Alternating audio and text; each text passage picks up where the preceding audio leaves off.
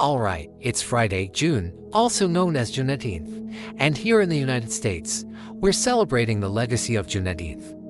Specifically the contributions of African Americans to our nation's story, and we're doing that today on the set of Cityscope here in Savannah, Georgia, one of America's first island cities.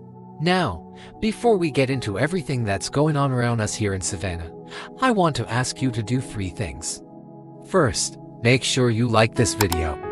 Help us get to 10,000 likes by the end of this month. Also, make sure you subscribe to our channel so that you get notified every time we upload a new video. We'd love to have you join our second family. And finally, I want you to come over and follow us on social media. We're posting all kinds of great stuff over there, including behind the scenes from Cityscope. But most importantly, we're having a conversation about the state of Black America in a post-racial America. And we would love for you to be a part of that conversation. So follow us on social media. Now, we're here in Savannah, Georgia because this city has a rich history when it comes to the celebration of Juneteenth. In 1865, when Union General William T. Sherman arrived in Savannah, he freed more than 2,000 enslaved people, and then Union General Gordon Granger arrived 2 days later on June with more than 1,000 federal troops to officially announce the end of slavery in the United States. And that announcement was made at the First African Baptist Church, which is just down the street from us here at Cityscope. And so for decades, the formerly enslaved people here in Savannah and all across the South got together on June 2. Celebrate their freedom. They celebrated with church services and parades and picnics. And that tradition continues today. I mean, look at this crowd behind me. Look at all these people out celebrating.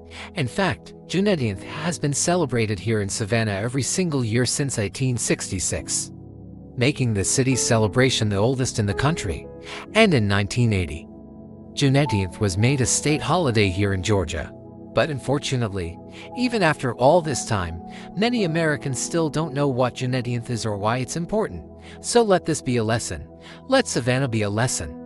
Juneteenth is a celebration of freedom, not just for the formerly enslaved people, but for all Americans. It's a celebration of the progress we've made as a nation, the progress we've made towards racial equality, the progress we've made in securing the blessings of liberty for all Americans. It's also a reminder that our work is not yet finished. We still have to fight for racial justice. We still have to fight for voting rights. We still have to fight for equal pay. We still have to fight for an end to police brutality.